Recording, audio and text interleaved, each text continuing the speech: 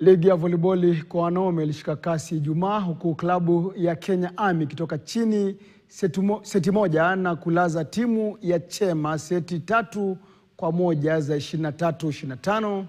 25-23, 29-27 na 25-21 katika pambano lililoandaliwa katika ukumbi wa Nyayo hapa jijini Nairobi.